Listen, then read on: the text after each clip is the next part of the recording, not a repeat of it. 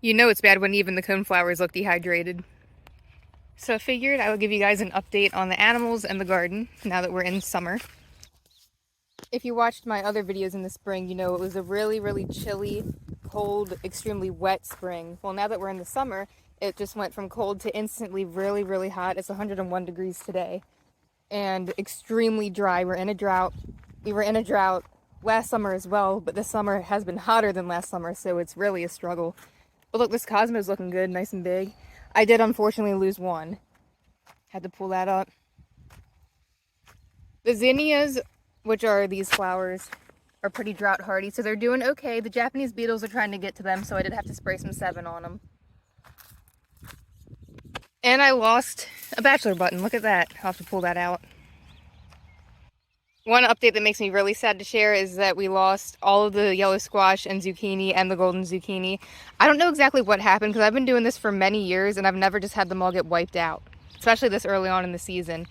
They didn't look like they had disease. I don't think it was pests because I was staying on top of that, but they just all died, so I planted some other ones and I'm really hoping that they make it. I am wondering though if maybe it's because I haven't really been able to do very frequent crop rotations because I have very limited land, so maybe there's something in the soil, some kind of disease, and I just didn't really see signs of it because I have to keep replanting here.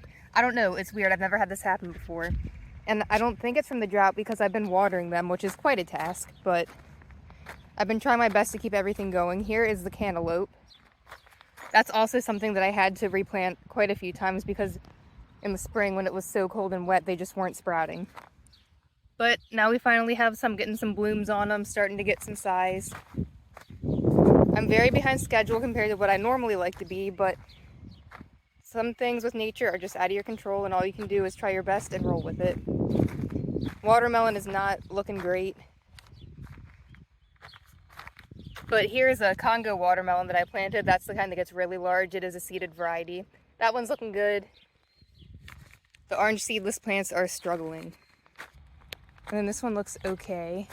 And then up here we got a pollinator plant and a red seedless. The red seedless is doing the best so far this year.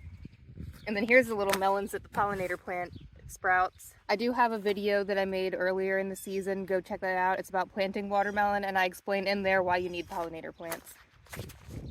And fun fact, which I find really cute, little baby watermelon are fuzzy. Oh no, I missed this weed when I was pulling weeds the other day. So satisfying. Spaghetti squash, I had to replant some of that. The cucumbers have also really been struggling. It's pretty much all the vine crops. But the cabbage is just about ready to be harvested. My mom and I are actually doing a sale this weekend. We're going to do baked goods and then some produce.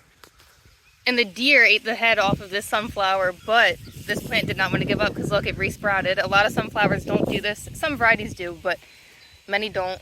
But luckily, this one's going to have a second chance. Yeah, that's the other unfortunate thing. The deer are moving in closer and closer.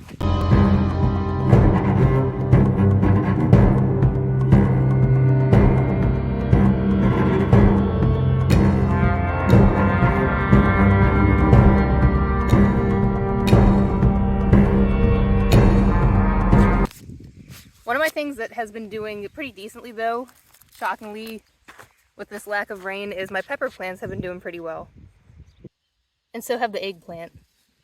I'm going to be picking some of that in the next couple days and bringing that to the sale.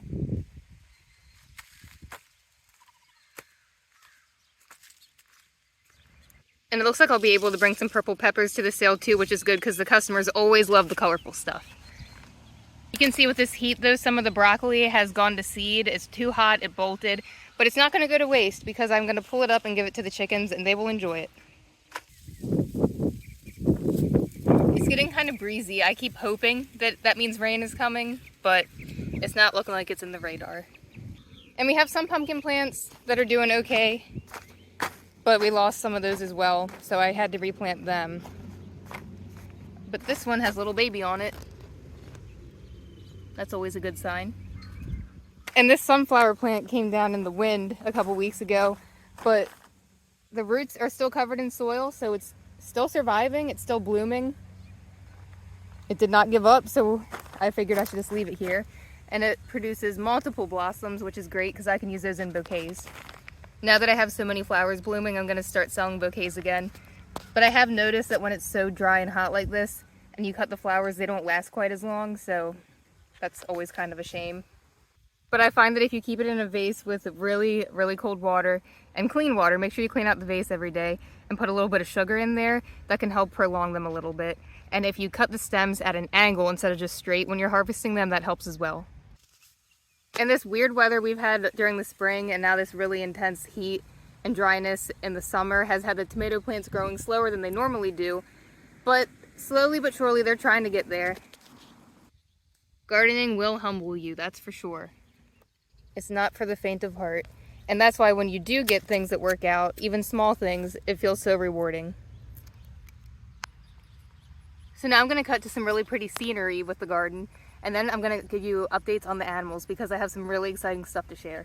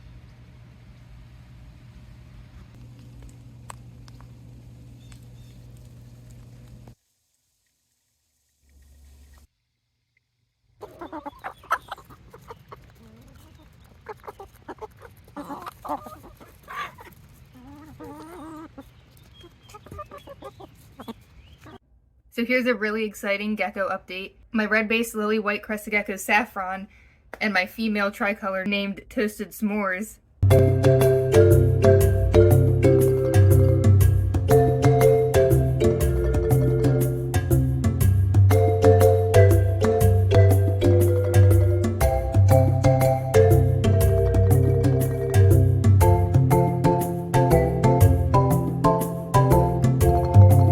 have finally started laying eggs. I just took them out of the enclosure and I put them in here. I'm using Repashy Super Hatch to incubate them.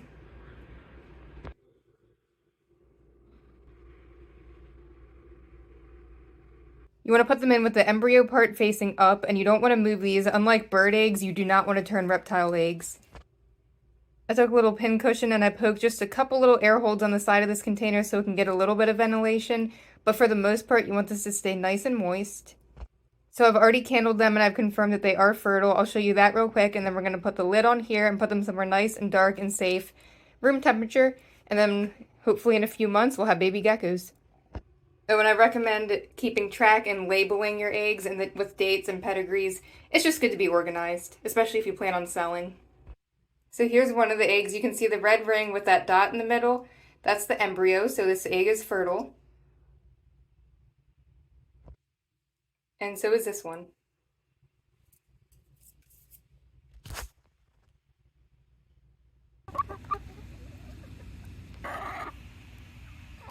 Oh, and look at this. Look at Mrs. Danvers. She's one of the baby chicks I got back in the spring.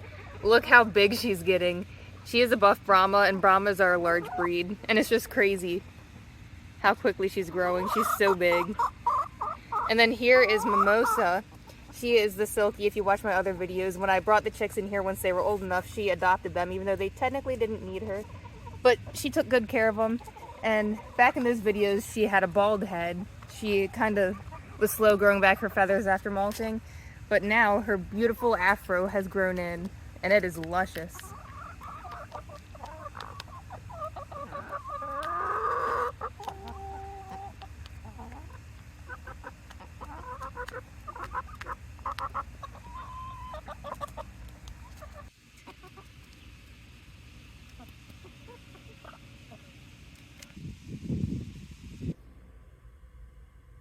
I'll show you my visit from the horse farm. Got Cinnabar some new treats. Oh, and I just polished my saddle. It was so satisfying. But anyway, here's a look from the horse farm. Cinnabar has been making major improvements, and I should say I am too. Like, the two of us together have really been making major improvements this summer. When I go into the field, she'll come right up to me, and she knows the drill. She will follow me to the gate. I don't even have to put a halter and a lead rope on her anymore. She'll see me coming, she'll come up and greet me, and then she'll follow me to the gate. We've really bonded to each other stronger than before now, and it's changed things so much. When I first got her, I said that she was kind of stubborn, kind of lazy, but even that has improved, and I think it's because we are so bonded to each other now, and she really sees me as like the herd leader. That now she's way more willing. She seems to really enjoy herself more being out now that she trusts me. Because if you don't know, she came from a rescue situation where she was not treated well. I've only had her for a year at this point. And I'm actually planning on making a big update video on her and our progress in the near future. So if you want to see that, make sure you subscribe. And I highly, highly recommend this book. It really helped. And he has a YouTube channel too, so check that out. It really teaches you how the horse thinks so that you can learn how to interact with them better and handle them better.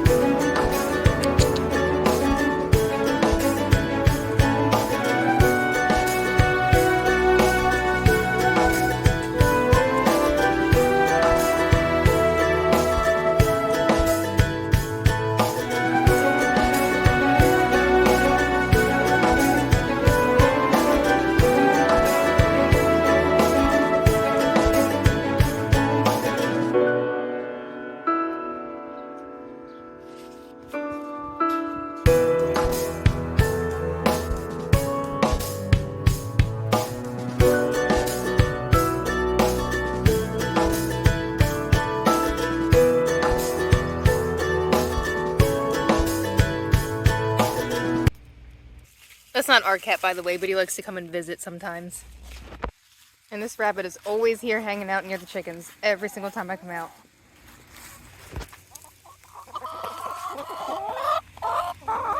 So just a random thing I wanted to tell you real quick. It doesn't really have to do with the animals or the garden, but I thought it was kind of interesting. So my boyfriend and I went to Prettyboy Dam recently, so I'll show you just a quick little shot of that. Whoa! What the heck? So, that's Fennel, by the way. She's one of the babies I got this year. She's really friendly, and I think she was trying to jump on my arm and perch since I had it out holding the camera, and she failed. Anyway, so we went to Prettyboy Dam, and it's really pretty, so I'll show you some clips of that. But as I was saying, we stopped at a place on the way called Spook Hill, because apparently it's haunted, and they say if you park on the hill and put your car in neutral, the ghost will come out and push you. Well, we could not find the exact spot. So that was unfortunate, but maybe we'll try again one day. But on the way through there, both of us heard a whistle in the car. and it was just the two of us. And I am very open-minded, but he's more of a skeptic. And even though he's a bit of a skeptic, even he admits that he heard it loud and clear.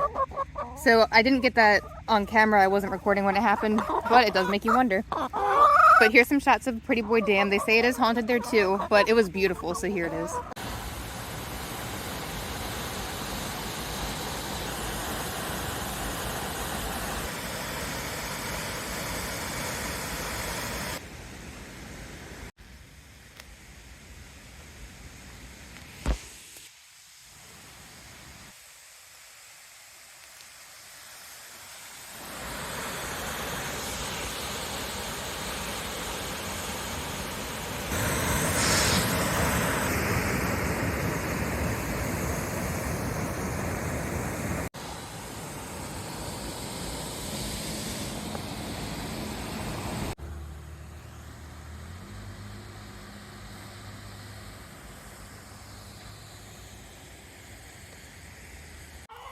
Oh yeah, and just a quick little random update for you. We got in baby turkeys at work, and I know a lot of people that watch my channel watch it for the chickens.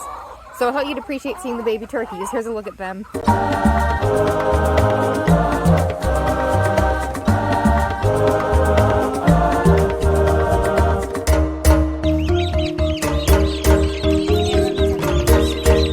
Fortunately, they didn't stay too long because my coworker ended up buying all of them. We got them ordered in specifically for her. In the past, a couple years ago, we had baby turkeys at the store, and they didn't sell very well, and they grow fast, and they were messy, and it was not a fun experience, but I will say they were extremely friendly and cute. But they're also a little bit odd because they're always watching you.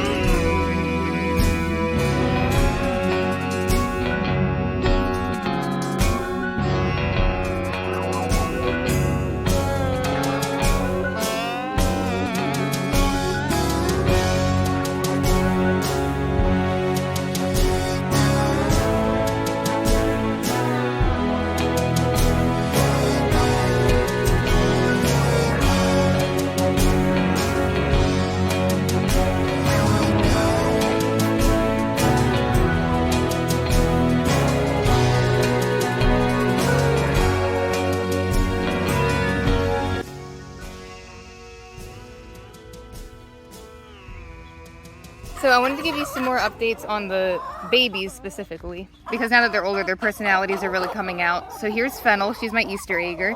She's really, really friendly. Now they are at that age where they're a little bit skittish, and I've noticed that most of them at this age are a little bit skittish. Now they'll come right up to me, they'll eat out of my hands, but they're not quite as like outgoing and cuddly as the full-grown adults are. But like I said, they all seem to kind of go through that phase at that age, and they outgrow it. But she is very friendly, very curious. And I'm excited to see what color egg she lays, because probably in the next few weeks she'll start laying. You can see her comb is getting more red, so that means she's getting closer to maturity. Especially Kiwi. She's my blue-laced red Wyandotte. And then this is not one of the babies, but Puka right there. Her feathers look terrible. She was broody for the longest time, and one of the other hens, I don't know who, plucked some of her feathers out when she was just sitting in the nest box all day. So she actually looks a little bit better than she did. She's finally not broody anymore. But anyways, back to the babies. So Kiwi is super friendly, super curious too. All 4 of the babies are kind of in their own little clique and they hang out a lot. But out of all of them, Kiwi is the one that is the most outgoing with the older birds and will hang out with them too.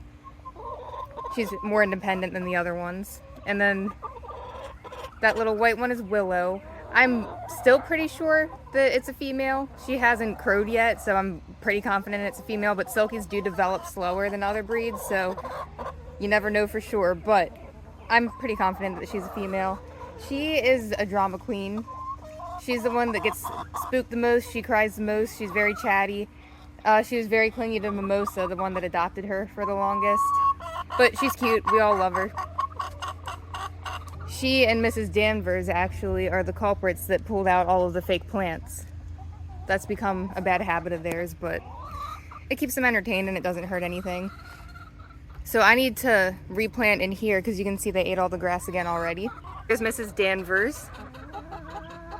I talked about her a little bit earlier. She is my buff Brahma and she is beautiful and huge and fluffy. They're all over 16 weeks now, so I'm switching them over to the adult layer feed because they should start laying very soon. If you watch my other video, I talk about how I feed the adults the Hardy Hen Nature-Wise pellet. Well, right now, just because Willow is so small, I have them on a crumble. I think she'd be fine eating the pellet because my adult Silkies eat it just fine. So I'll have her on the crumbles for at least one more bag of it and then switch them all fully to the pellets. And then one sad update is, if you've seen my other videos, you know that I had 2 salmon faverolles that were joined at the hip, and I've talked about how they only cared about each other. They were best friends, did everything together. They would sleep next to each other, they would use the same nest box, eat together. They didn't really care about the rest of the flock, they only cared about each other. Well, unfortunately, the other day when I came home from work, everything was fine in the morning before I left, and then when I came home, I found that Peach had passed away. She was in the coop, she had no injuries, she looked totally fine, and I know birds are good at hiding their illnesses, but she showed no symptoms of anything. In fact, she was actually thriving. She looked fantastic. Her beard was really full, she was fluffy, she looked great. If any of them was going to die anytime soon, I actually would have thought it would have been this salmon faverol, Juniper, because she just recently recovered from an illness. About a month ago, she got really sick, and I came home from work, same thing, she was fine in the morning. I came home from work and she couldn't walk straight, she was falling all around. I don't know exactly what caused it, but she got treated for a vitamin deficiency and it actually did the trick. Within 3 days she was 100% back to normal, but it was rough on her because she lost a bunch of feathers during it, her beard came out. Checked her for mites, no mites, so it wasn't that. But the only thing I can think of as to why she got that random illness and as to why my other one passed away suddenly is apparently salmon faverolles don't live that long and they are technically at the end of their lifespan. So that's the only thing I can come up with because all the rest of the birds are doing great. The average lifespan for that breed is only 5 years and they are 4.5. But it's really sad, it's really disappointing. And you know, obviously I'm gonna miss her, but what makes me the saddest, I think, is just seeing this one without her buddy, because they did everything together. And they would always just be very chatty, talking back and forth to each other. And ever since Peach passed away, Juniper just is kind of off on her own, very quiet. She has not made a peep since her friend passed away. And it's really sad to see. And, you know, she won't be lonely because she has all these other birds to keep her company. But since that was her best friend and the bird that she preferred to always be with, it is probably going to be hard on her. Now, I do really like this breed, and I plan on getting more in the future for sure. But since I've already raised chicks this year, I don't think I'm going to get any more chicks this year at least. So I'll just keep an eye on Juniper, give her some extra attention. I've been giving her black oil sunflower seeds to help her feathers grow back from her random illness that she had. Because these are high in protein and the oil content's really good to help regrow the shiny feathers and promote healthy skin. Been giving her flax seeds. And then I just picked this up at the store. This is supposed to help aid in gut health. And the gut is actually responsible for a lot of your health and immunity. So I figured it wouldn't hurt to give the whole flock something like this, just to keep everyone safe.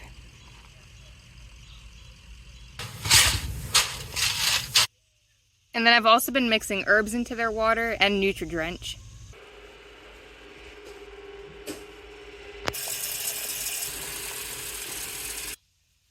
The Nutri-Drench is a very strong vitamin supplement.